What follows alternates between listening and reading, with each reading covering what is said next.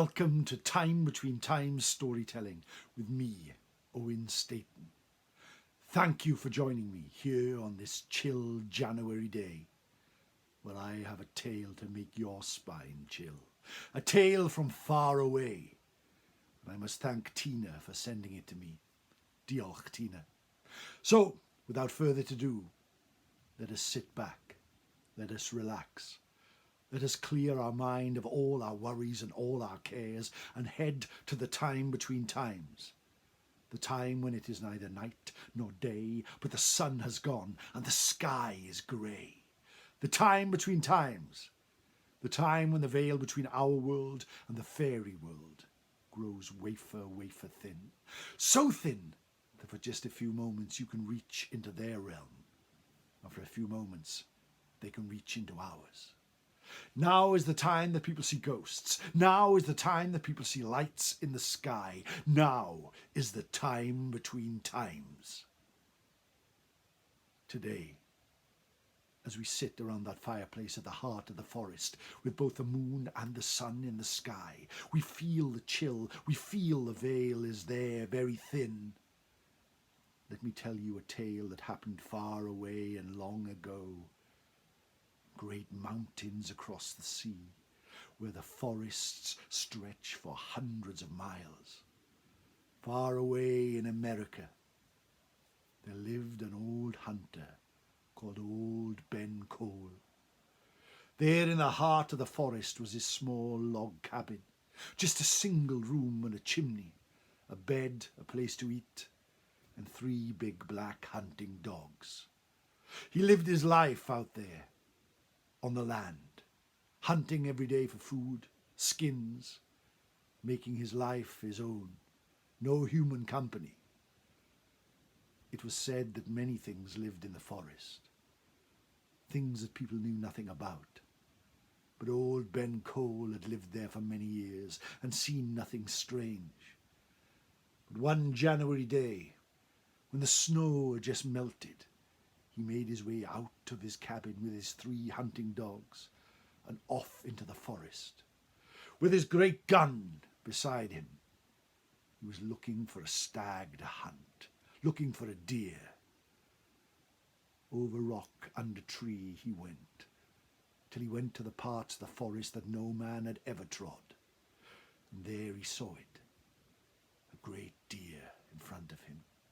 He knew he would dine for many days, so knuckling down behind a tree, he lifted the gun to his eyes and fired.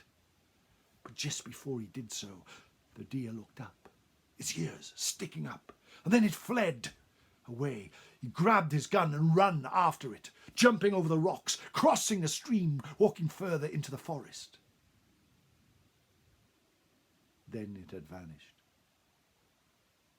But sticking over the rocks far ahead, he saw what looked to be a tail, big and bushy like that of a fox, but with black fur, just a small streak of white like a skunk. "I don't know what this is," he said, but then raised the gun up once, took careful aim, and bang, it fired. There was a puff of smoke, a squeal. In the heart of the forest, like 100 hearts being torn apart, and the tail flew high into the sky before landing with a plop. Ben's dogs rushed around it, barking and howling.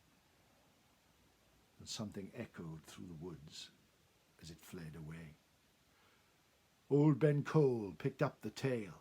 It was big and bushy and full of meat. "This'll do, if I can't get anything else to eat." He took it back to his cabin and put it in a pot and made tail stew as the sun went down. It was the nicest thing he had ever tasted. There was even some room for theirs of his hounds. And then he went to bed. When you sleep in the heart of the forest, the sounds all around you seem to take on a life of their own. He was used to all of them, having lived there for many years. But on that night, this night of all nights, something he had not heard came a-calling. He lay in his bed with his blankets pulled up to his chin. There came a scratching at the door, like a cat trying to get in, but maybe bigger, maybe stronger, with larger nails. And then a voice called out, a sinister voice, as old as the mountains and as capricious as the sea. My Tailypo, my Tailypo, I come to get my Tailypo. Old Ben Cole sat up. There was something outside the door. He could see the handle just starting to turn. He could see a shadow just looming within. And he called to his hounds, "Chase that thing away! Chase it away, I say!" The dogs came bounding and barking, and whatever was at his door fled into the forest. Ben Cole stood in the doorway, the breeches of his pyjamas and his gun, and fired into the sky. Bang, bang, bang! Moments later, the dogs returned. But there were only 2, not 3. He locked them up, called for the third dog, but it did not come. Went back to bed. It was now past midnight, the darkest heart of the forest. The fire had almost burnt away in the grate. Ben, with his gun by his side, had slowly gone back to sleep, although his heart beat faster than it ever had. Just as his eyes started to close, he heard that scratching come again.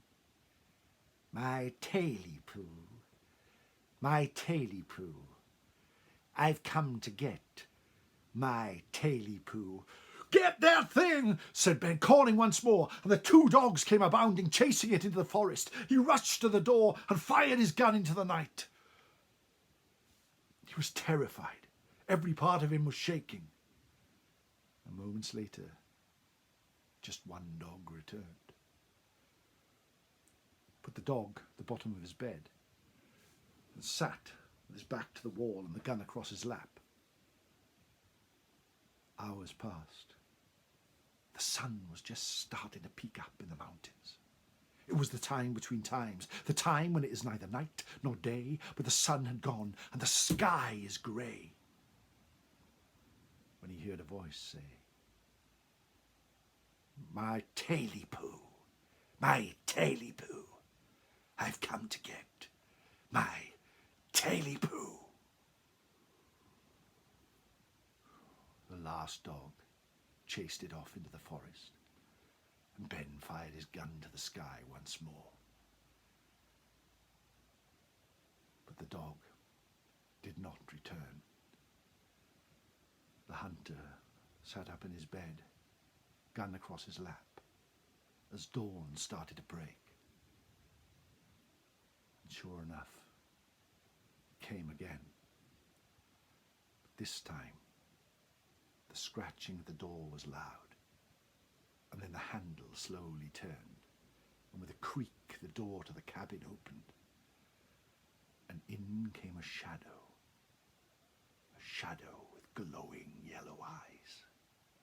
It scratched its way along the floor like a large dog, but with huge ears lopping back like that of a hare. It reached the foot of the bed, started to tug at the blankets. Old Ben Cole sat up, but his blankets were pulled slowly from him. And then the yellow eyes emerged over the foot of the bed. He lifted his gun, took aim, and fired. But all his bullets were spent. He clicked and clicked and clicked, and the gun did not fire. Then he threw it away.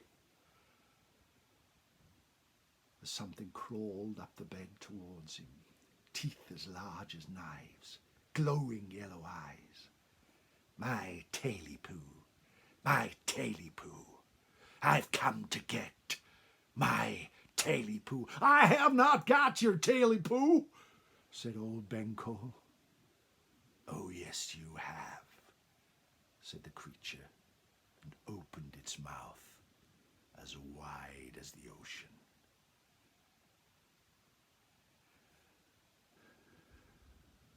Deep in the heart of that forest, far from the homes of men, there lies the remains of that cabin. Just a chimney and some tumble-down walls, a rotten old wrecked bed, and no sign of old Ben Cole. Many people come across it in the forest when they are hunting, but all know to steer clear.